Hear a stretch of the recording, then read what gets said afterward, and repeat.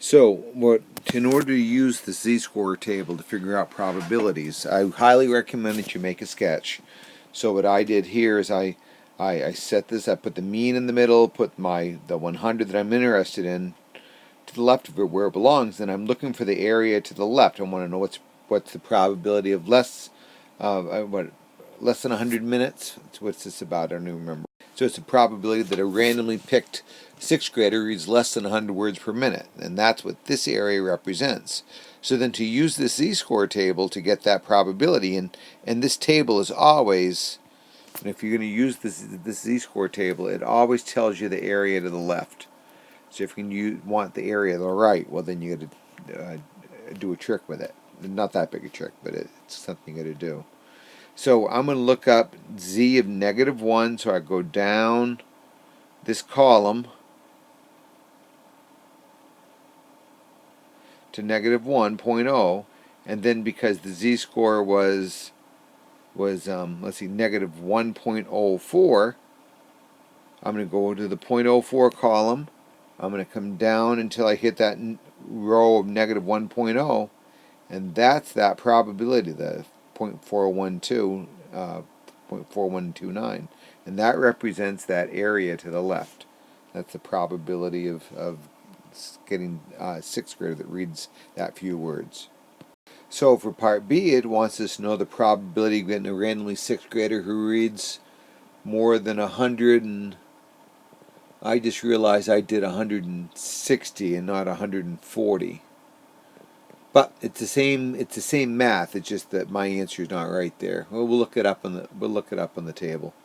So what I did to do this work, so I solved a different problem.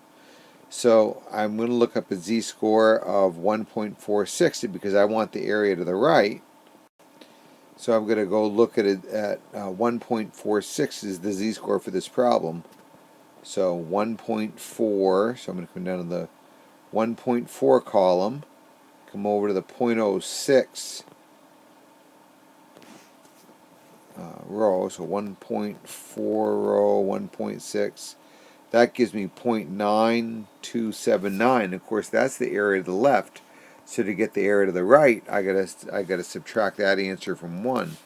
So 1 minus, let's see, what was it now? 6. 1.46, so 0.9279.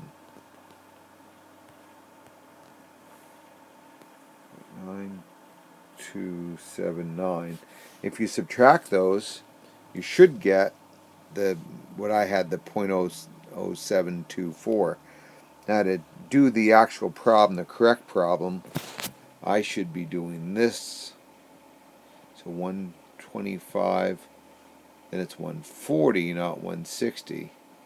So 140, going to do the z-score, 140 minus 125 over 24. So I'm calculating that gives me a z-score of 0.625. Now this table only does 2 decimal places, so there's a couple of ways to think about this. We want to make sure that we include the 140 and not quite cut it off. So I almost think you could go 2 ways. It does round. It does round to